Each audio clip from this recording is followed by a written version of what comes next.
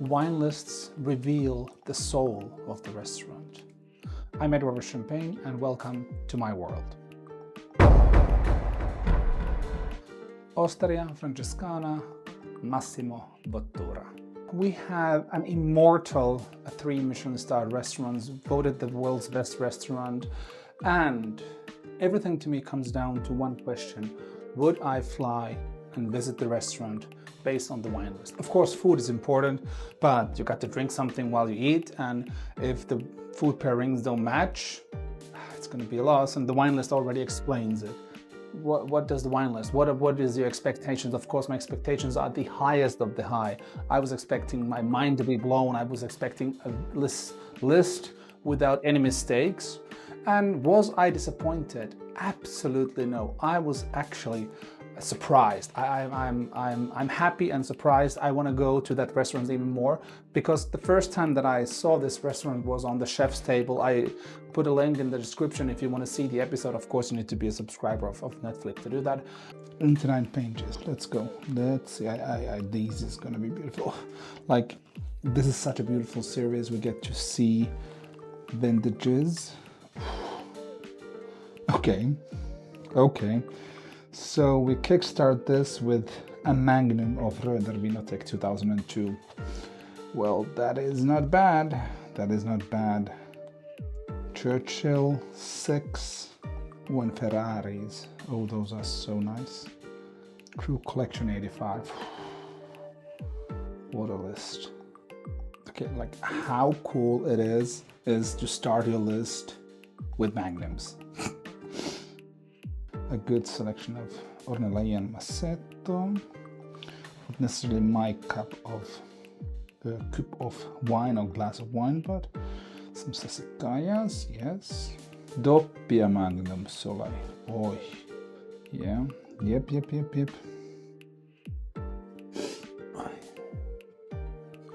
Sorry, I'm not gonna look at the wine list without wine. It's gonna be fucking stupid. So we're 18 pages in and we're still at the magnums. Amarone classico. Dal forno. Oppa, 97 dal forno.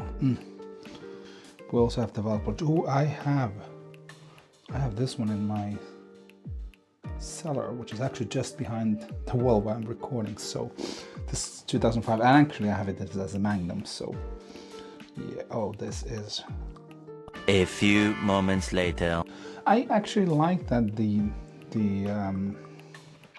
French whites, the list is like this, because if you are into something, you'll definitely find something from here. If I would be with a group of 6, I already know which bottle I would select from here to split, something that I haven't tasted yet, but I do love the house when they have their own.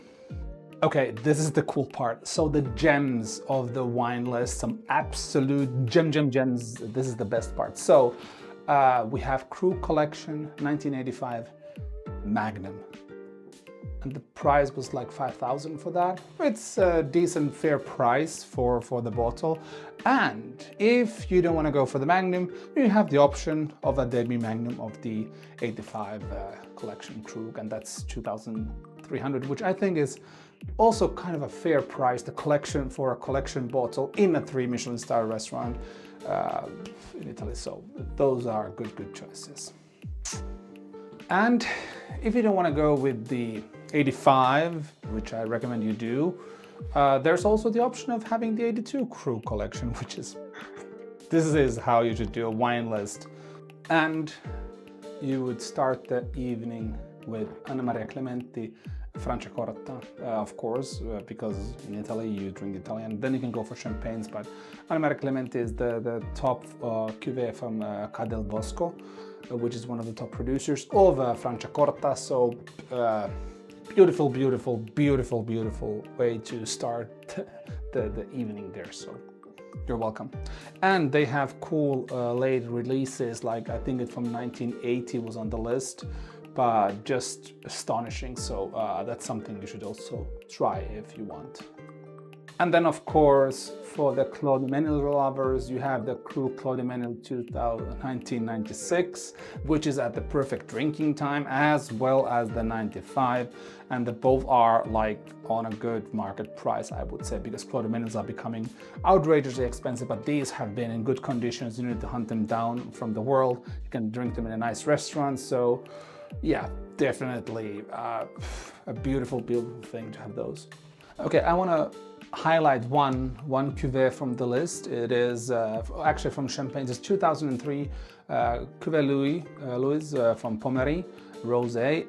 It is an absolutely astonishing wine, so undervalued. Most people don't know even Pommery Champagne House exists, but the Cuvée Louis is just mesmerizingly beautiful, and I think the 2003 drinks beautifully now, and because of the warmer climate of the year, it has more character, so I think it can be something super, super interesting. Also, it has a beautiful elegance, so even if you haven't had that, and they have that there for 600 euros, which for me I think is quite a fair price in a sense, considering the age. So this is what I love with the wine list. You have these vintages from way back instead of just having, you know, something from the latest vintages and wine lists made without thought and soul. But this is something that stuck out for me.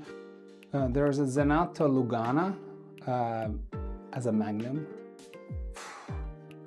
Beautiful wine. You can take that and go throughout the meal.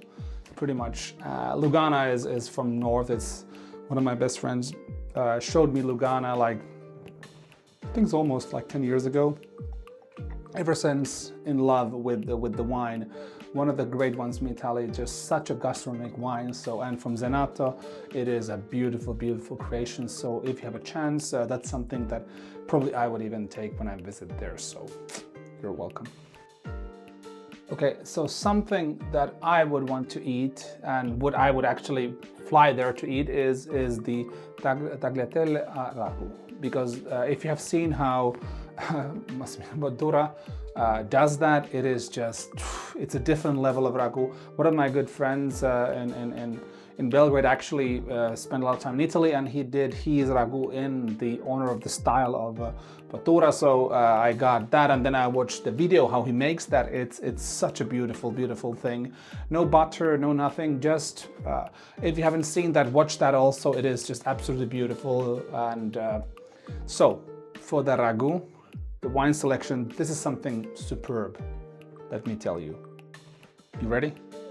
The answer is Dal Forno, Valpolicella. You go for the 06, 7 or 8 and it will be a beautiful combination. Italian wines, the northern wines from Veneto to pair with the ragu will be just astonishing. I also like that example. There's another top producer, there's like two, so it's Quintarelli and Dal Forno, and he doesn't just, the wine list isn't overpowered with everything, just, you know, we have money, we buy, you know. It actually is made with connections, and I don't know yet why he chose Dal Forno.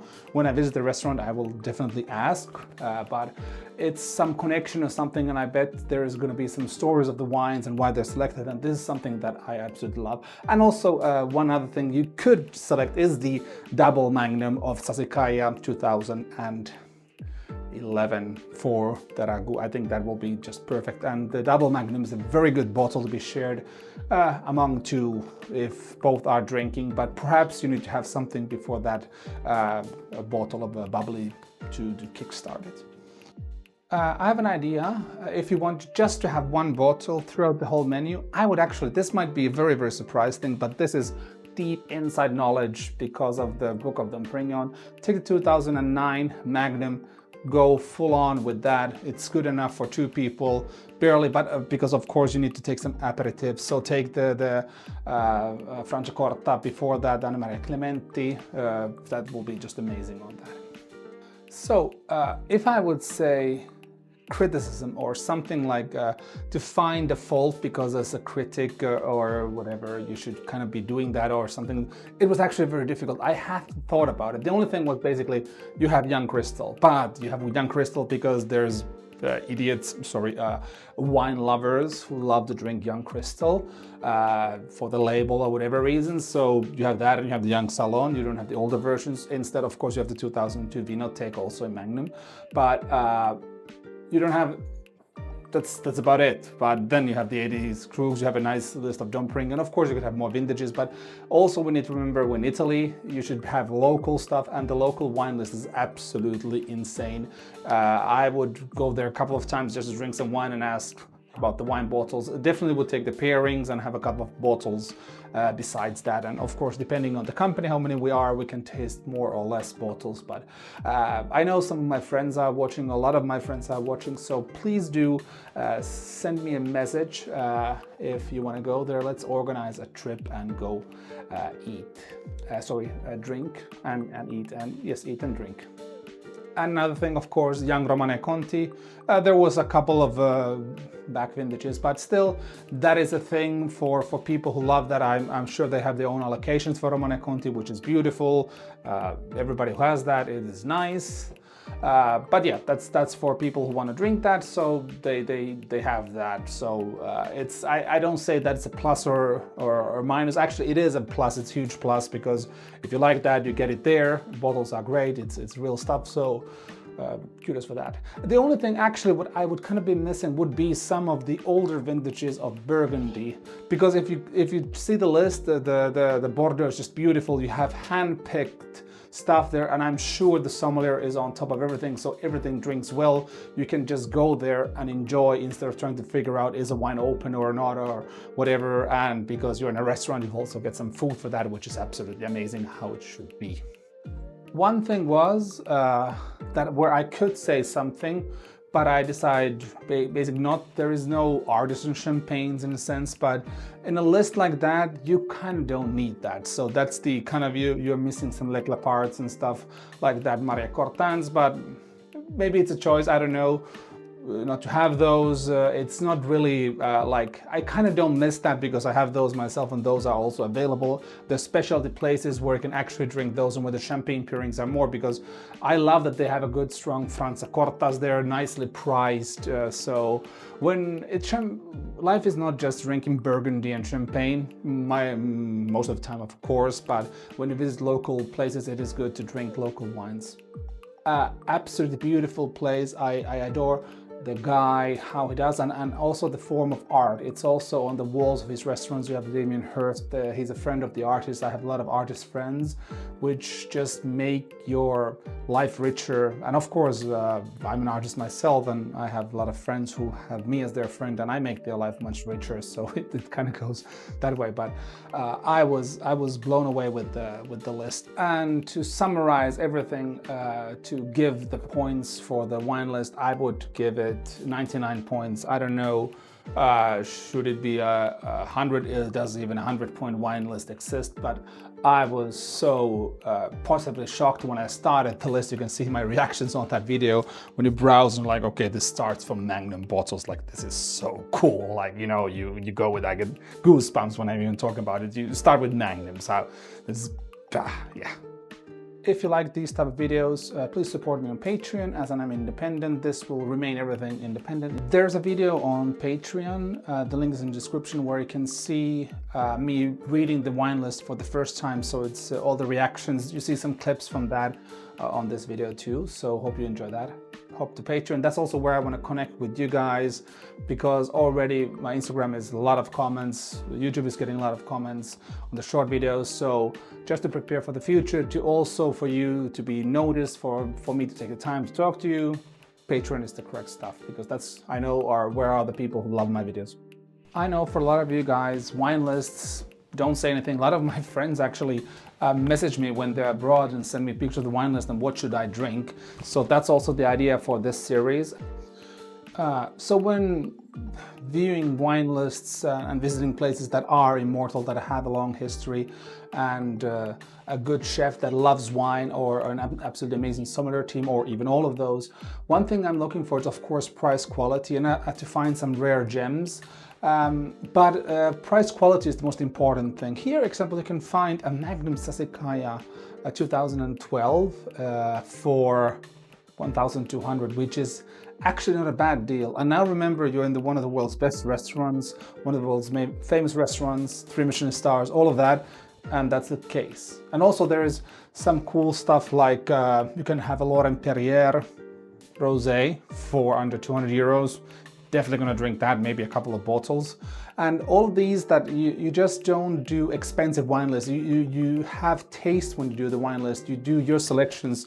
And also this wine list was amazing to be read. You have beautiful champagnes, Krug 85 collection in regular and magnum. And if you don't want the 85, you can have the 82. So you have connections which you utilize on the benefit of your customers and the wine drinkers. That is something that should be done more often, and yeah, that's just mesmerizing.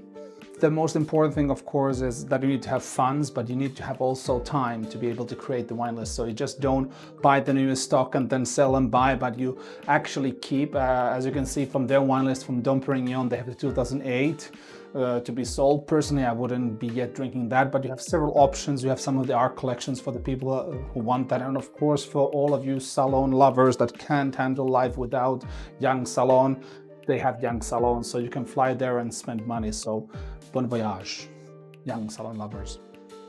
Sorry, it was 2011, Sazekaya. Izvini.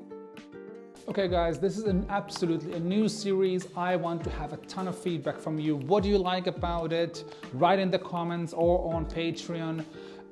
What do you like about, should there be more food combinations? What do you want to see? And also, you can also vote on the next restaurants on Patreon if you want to do so.